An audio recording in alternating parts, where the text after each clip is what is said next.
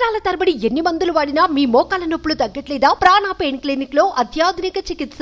ప్రకృతిలో ఎన్నో వింతలు విశేషాలు చోటు చేసుకుంటాయి. అయితే విత్తనం ఏది ఉంటే మొలక కూడా అదే వస్తుంది.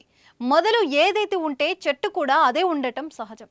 కానీ విత్తనం ఒకటైతే మొలక వేరుగా వస్తే ఒక చెట్టుకు కాయాల్సిన పండ్లు మరో చెట్టుకు కాస్తే వినడానికి విడ్డూరంగా ఉంది కదా.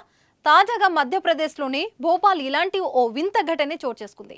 వేప చెట్టుకు మామిడికాయలు వేలాడుతూ కనిపించాయి. ఈ వింత పంచాయతీ గ్రామీణాభివృద్ధి కార్మిక శాఖ మంత్రి ప్రహ్లాద్ సింగ్ పటేల్ ఇంటి ఆవరణలో చోటు చేసుకుంది.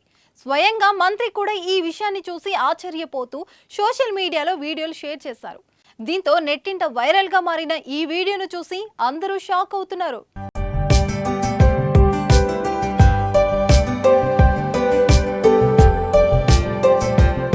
భోపాల్లోని ప్రొఫెసర్ కాలనీకి సమీపంలో ఉన్న సివిల్ లైన్లో అధికారిక నివాసం B7 బంగ్లా ఉంది.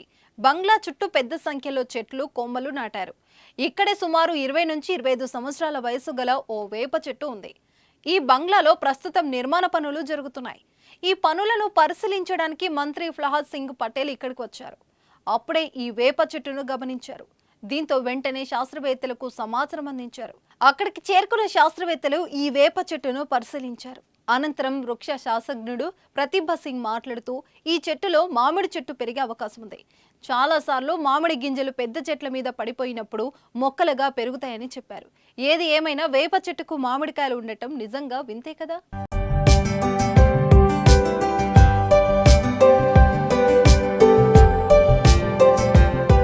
సుమన్ టీవీలో మీ పర్సనల్ అండ్ బిజినెస్ ప్రమోషన్స్ కోసం కింది నెంబర్కి కాంటాక్ట్ చేయండి.